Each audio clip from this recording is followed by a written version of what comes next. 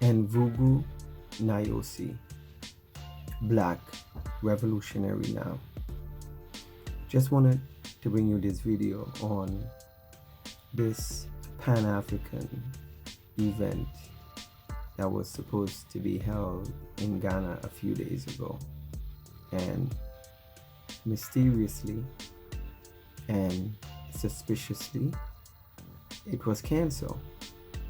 So we have Pan Afrikanists from around Africa coming to speak in Ghana, home of the great and one and only Kwame Nkrumah, Pan Afrikanist. So you have Dr. Arikana, P.L.O. Lalumba, Julius Malema, and Peter Obi.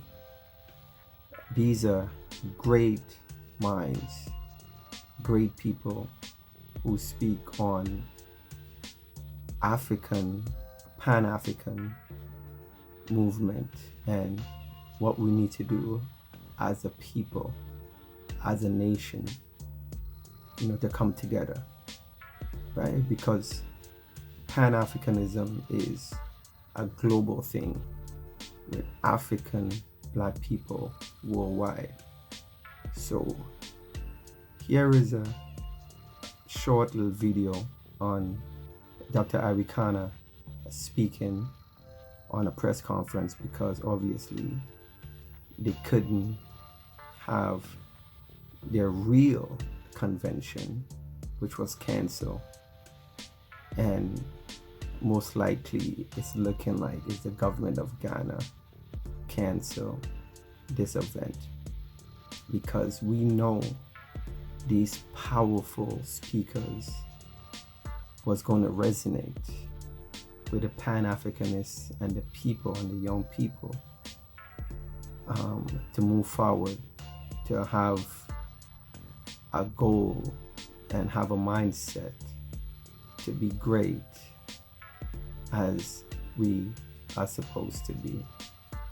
So check out the video, and peace and Black power, Black revolutionary now. And I need you guys to pay attention to what I'm getting ready to say. You raised a very important issue that you said, being literate or illiterate. But I'll tell you, our issues as Africans today are issues of the mind. The most dangerous African of today is an African who is colonized, educated or not. Coming from Zimbabwe, I can honestly tell you that the people who are moving Zimbabwe in terms of the awakening are the villagers. They seem to have a better understanding of what is really going on and are less likely to be sold, are less likely to sell their souls. And you must look at the people around you. Some of the most difficult people, I was called by the Africa group at the World Bank one time to address them for their annual event. And I went through all the issues and the pillars of why Africa is where Africa is, and I analyzed the Pact for the Continuation of Colonization that the 14 African former French colonies were made to sign. I thought everybody understood. But at the end of it, two African-born economists working for the World Bank came to me and said, "But Ambassador, why do you keep talking about the Berlin Conference? It's a thing of the past." And to my utter shock, I'd gone through the process of explaining the Berlin Conference, and that it is a policy that was put in place in order to see to it that Africa and her children are forever defeated and dominated. And that as long as we have a country called Togo, as long as we have a country called Burkina Faso, as long as we have a country called Malawi, we are defeated. Intentionally so. So these two economists working for the World Bank are the same ones now that are being used as instruments of our own self-destruction. They're the ones that are being sent to Africa to sell policies that are detrimental to Africa's progress. So the question then becomes, what is our education doing for us? And it goes back to the miseducation. The people who are in power are the ones who are failing to stand up and challenge those who are raping us in broad daylight. Pardon my choice of words. I was once asked by one African, Ambassador, let's try to be nice to these Westerners. Let's not be too direct as we challenge them. And I did ask this brother of mine, I said, my brother, help me out. How do I tell a man who is raping me to rape me nicely? I said, help me with the language.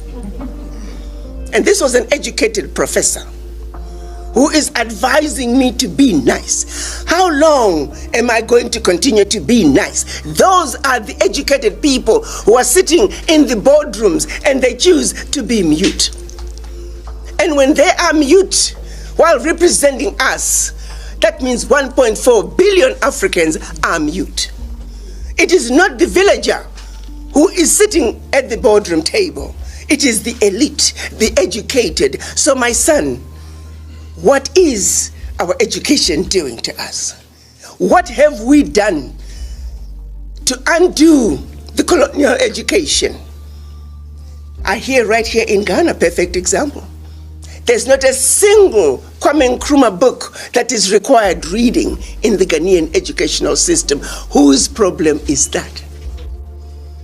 Most African countries, our educational system is still the colonial educational system. So what do you expect from the leaders that we have today if their education remains colonized? So may I say, the most dangerous person for Africa today is a colonized African. And we must challenge each and every one of us to have a serious conversation with the image in the mirror. Are you colonized? Where do you stand when it comes to the issues to do with Africa? How do you feel about the continued exploitation of Africa? How do you feel about neocolonization, imperialism? Do you even understand it? Do you even know what the Berlin Conference means when it comes to your ability to buy bread, to your ability to get a job? Can you connect the dots back to the policies that are designed to keep us where they want us to be? It is the elite, it is the educated who are refusing to challenge the status quo and speak on our behalf, educated or not. So I'd like to answer your question by saying our miseducation is what is leading us to the Africa that we are today, an Africa that cannot stand up and defend our turf with facts, with our truths. Ours is a simple issue. You see, truths and facts, these are constants that never change. All we gotta do is stand up. I like to end by saying, some of you have seen a poster. There were black men who were bending over, and there was a table on their backs. And at the bottom, it simply said, and on top, of course, sitting around the table, were white people who were feasting. And the caption simply said, all we gotta do is stand up.